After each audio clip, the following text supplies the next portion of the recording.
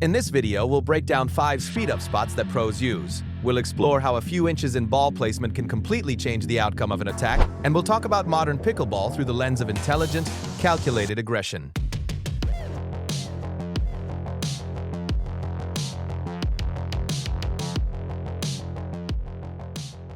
The first and most common attack location is the dominant shoulder. For a right-handed player, this means the right shoulder. For a left-handed player, it flips to the left shoulder. This spot is especially effective against players who favor a backhand counter, which applies to the majority of competitors. When the ball is directed toward the body, players often default to their backhand. As the ball rises toward the dominant shoulder, the paddle lifts to meet it. From that raised position, the wrist cannot easily angle downward. If the attacker gets the opponent to commit to a backhand and the ball climbs into the dominant shoulder, the result is often a pop-up.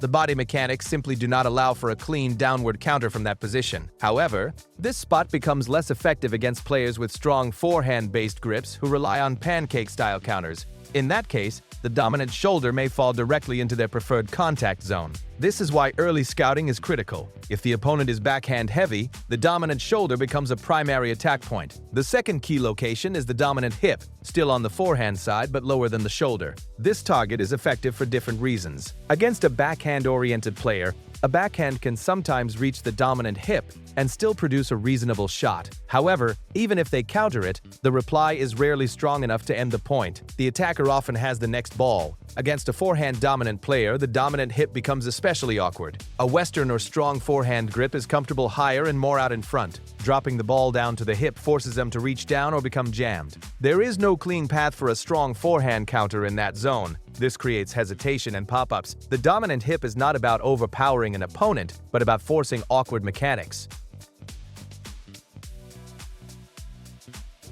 This is less about a specific inch-perfect spot and more about direction relative to positioning. When preparing to attack, players tend to lean slightly toward the side where the ball is located. If the ball sits on the attacker's forehand, the opponent may shade their backhand side slightly, anticipating the most obvious line of attack. A crossbody speed-up takes advantage of this lean. If the defender is favoring backhand positioning, quickly rolling the ball across their body forces an immediate switch from backhand to forehand. That transition is rarely smooth under pressure. The result is often a late contact or a weak reply. The crossbody attack works because it disrupts balance and forces rapid directional change. The fourth variation is the off-pace speed-up. Most speed-ups aim to rush the opponent by maximizing pace. The intention is to remove reaction time and create a jammed response. However, intentionally slowing down the speed-up can be just as effective. When defenders anticipate a fast ball, they prepare to counter aggressively. If the attack comes off slower than expected, they can get ahead of it, becoming off balance or reaching too far forward. The timing disruption causes awkward contact. Even if they get the ball back, the reply is often weak. The off-pace speed-up becomes a setup shot, part of a 1-2 combination. The first ball creates imbalance. The second ball finishes the point. Effective speed-ups are not only about targeting the right body location, but also about varying speed to control timing.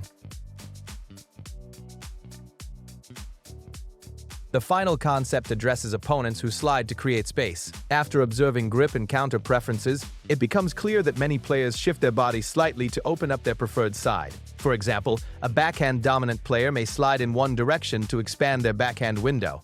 Once this pattern is identified, it can be exploited. If an attacker aims directly at the hip while the defender slides, the slide may actually help them by moving the ball into a comfortable contact point. The adjustment, therefore, is to anticipate the slide and place the ball slightly outside that original target. This tactic requires prior observation.